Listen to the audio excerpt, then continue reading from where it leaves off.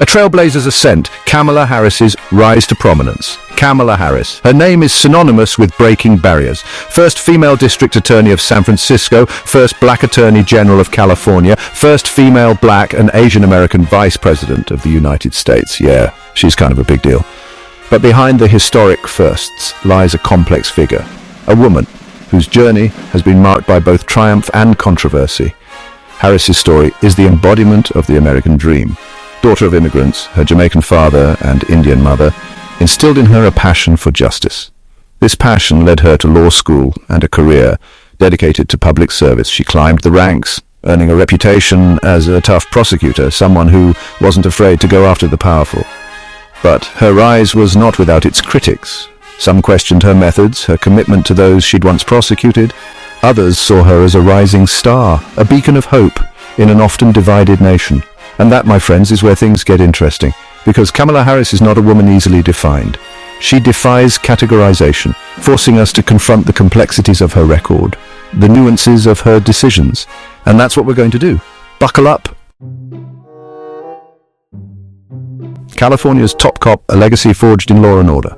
Kamala Harris's journey in the realm of law and order is a testament to her unwavering commitment to justice and public safety. In 2011, Kamala Harris became California's Attorney General. This marked a significant milestone in her career, as she became the first woman, the first African American, and the first South Asian to hold this prestigious position.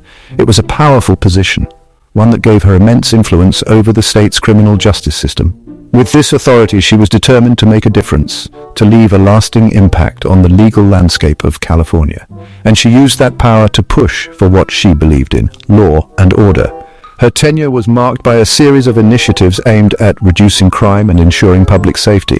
Harris was known for her tough-on-crime stance. She implemented policies that were designed to crack down on criminal activities and ensure that offenders were held accountable. She believed in holding people accountable for their actions, even if it meant pushing for harsh sentences. Her approach was rooted in the belief that justice must be served and that the law must be upheld. This approach won her praise from some quarters. Many saw her as a dedicated public servant who was committed to maintaining law and order. Law enforcement agencies appreciated her support. They saw in her a reliable ally who understood the challenges they faced and was willing to stand by them. Victims' rights groups lauded her commitment to justice. They appreciated her efforts to ensure that victims of crime received the support and justice they deserved. But there were others who saw a different side to Harris's approach. Critics argued that her policies were too punitive and that they disproportionately affected marginalized communities. They saw a prosecutor who was too quick to lock people up, who seemed more interested in winning convictions than seeking justice.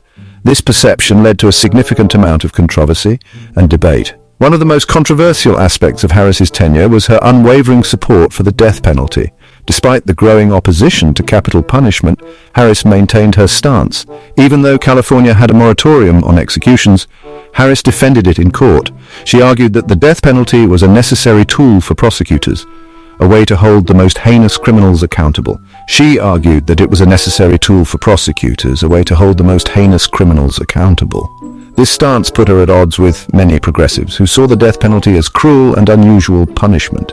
This stance put her at odds with many progressives who saw the death penalty as cruel and unusual punishment.